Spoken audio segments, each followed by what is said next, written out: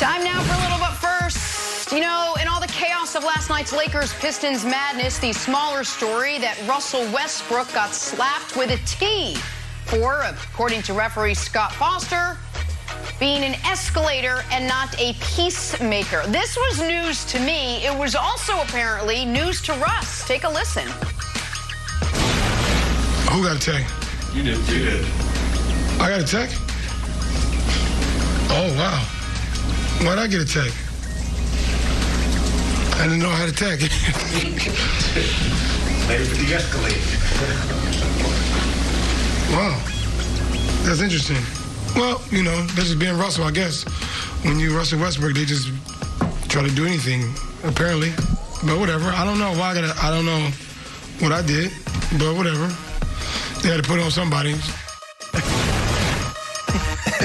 And they did. They put it on you, buddy. Now, listen, I've never played in the NBA. I did make the varsity team in high school, but I feel like you should be told if you get assessed a technical foul, you know, in case you get another one. It's on the board. Russ gets another one. He gets another one a lot. He's got 5 already. Thankfully, he didn't. In fact, he was part of the reason they won last night. So Russ's final stat line, 26 points, 10 assists, 9 rebounds, 2 steals, 0 technical fouls he did know about, and 1 today. Oh, well, they proved, and I know folks don't want to hear it, but they're going to have to hear it. They're the team to beat in the AFC. They are arguably the best team in the entire league. Once again, the road to the Super Bowl, either literally or figuratively, will go through Kansas City. And the thing is this, I tried to warn you all. And we're going to hear a lot of Monday morning quarterbacking today. We're going to hear, well, who could have seen this coming? This guy. I've been telling you about this defense for a month now. Wild's been laughing at me, accusing me of making misleading graphics, saying who cares about those stats? Oh, I care. You guys are, oh, they're the worst defense in the NFL history through 5. I said, hey, have you guys heard of a man named Chris Jones? He's important. His wrist was hurting. He was out. He wasn't 100%. This team will, once it's at full strength, get its legs underneath it, be who they've been for now the 4th consecutive year, which is the scariest team in the NFL. So I must ask Kevin Wild a direct question. Are you going to apologize?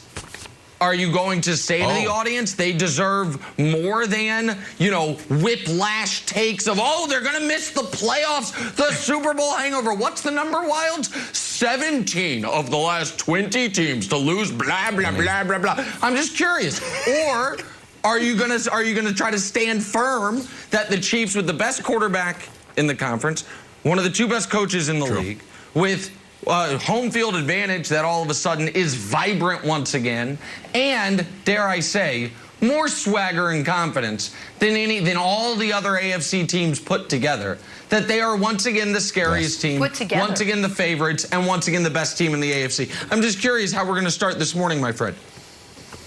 Well, I do admit, and I have to apologize to all of America, you, Nick Wright, Broussard, and Jenna.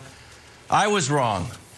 The Chiefs look fine. There you go. I admit it, Broussard. The Chiefs look fine. We rolled that highlight where Jenna's newsread was under. Did you see a Patrick Mahomes touchdown in there? Because I didn't, Broussard.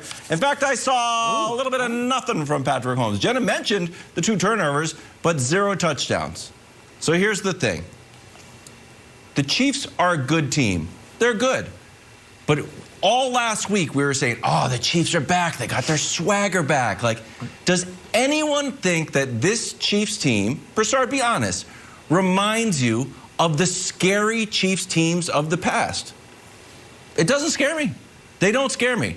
So I went and looked back and like, well, why was I so scared of those old Chiefs teams? So here were the Chiefs' winning streak last year in November, starting from week 11, going back. Here were their point totals, Broussard. 43, 35, 33, 35. Whoa! A lot of points.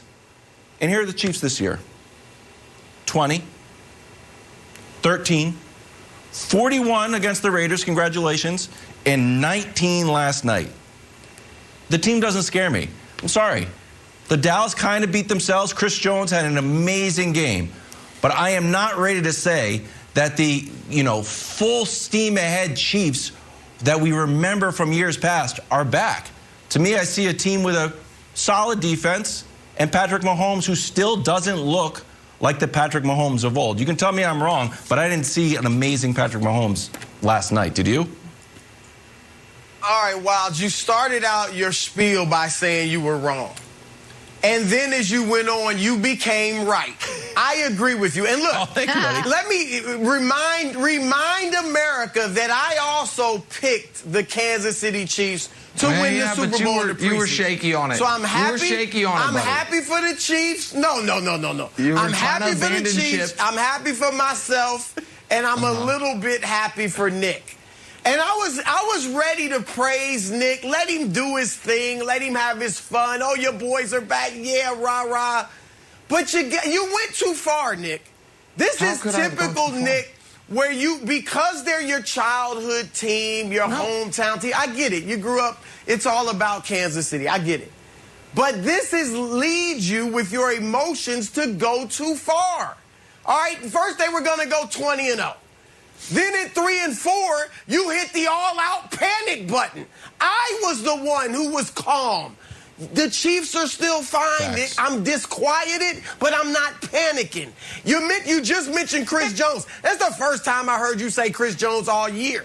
So don't act like you've been telling us about Chris Jones. That's not true. That part's not true. When the defense was terrible, I said Chris Jones was out with an injured wrist. That's not true. Selective maybe memory. in some That's of not the pre-show meetings, post-show meetings, but I don't know that I've heard it on there.